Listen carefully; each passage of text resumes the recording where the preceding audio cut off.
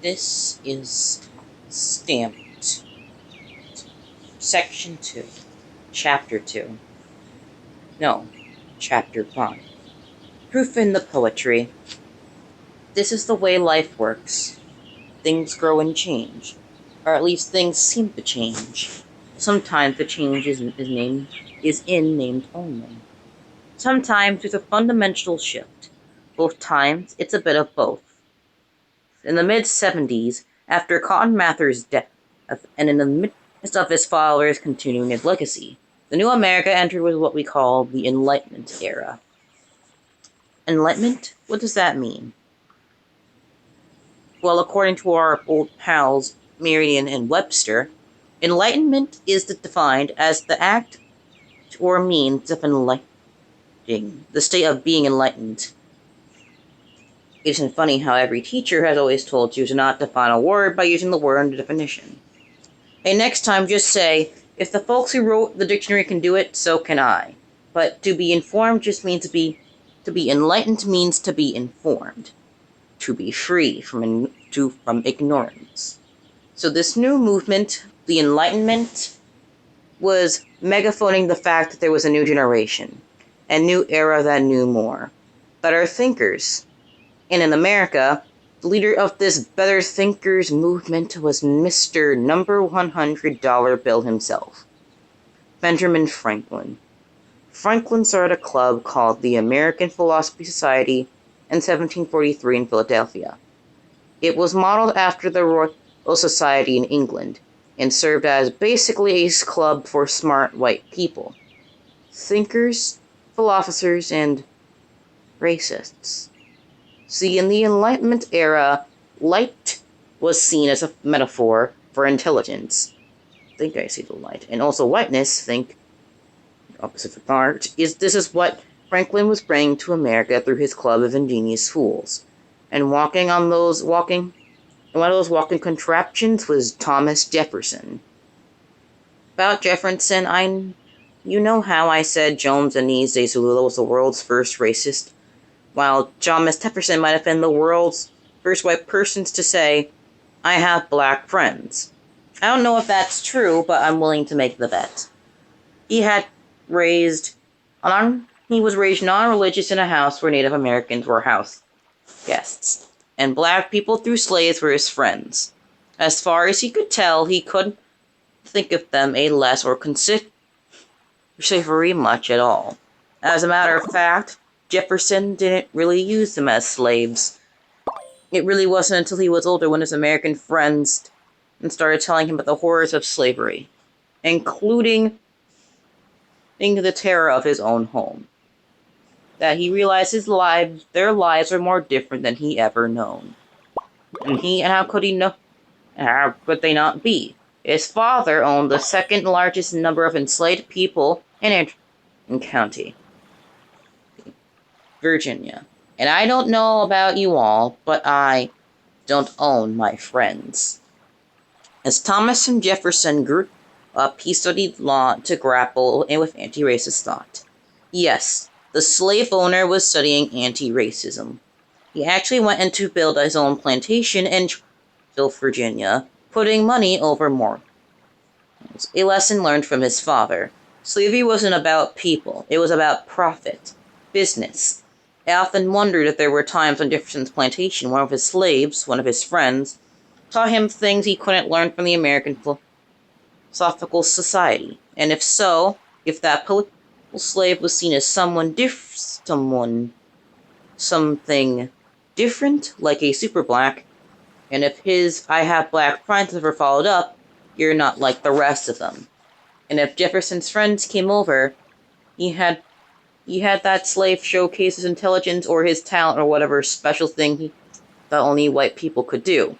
Because up the coast in Boston during the time that Jefferson was building his plantation, a young woman named Phyllis Wheatley was under a microscope for being special. Not that, literally under a microscope. She was too big, in fact. Not microscopic at all, because she had an intellectual and creative thickness that white people couldn't believe. She was a poet, but before she was a poet, she She was a young girl, a captive brought over on a ship from Telegamia. She was purchased by the Wheatley family, who wanted a daughter to replace the one they lost. Phyllis would be that stand-in. Because she was a daughter, she was actually never a working slave and was even homeschooled. By 11, she wrote her first poem. By 12, she could read Greek and Latin classics, English literature, and the Bible. That same year, she also published her first poem. By 15, she wrote a poem about wanting to go to Harvard, which was all male and all white. By 19, she began gathering her poems to collection. A book. By now, you know there is no way she is going to get published, at least without jumping through some serious hoops. So in 1772, John Wheatley, Phyllis's adopted father, got 18 of the smartest men in America together so that they could test her. See if a black person could really be as intelligent and literate as they were, and of course, she answered every question correctly and proved herself human. Still, no one would publish her.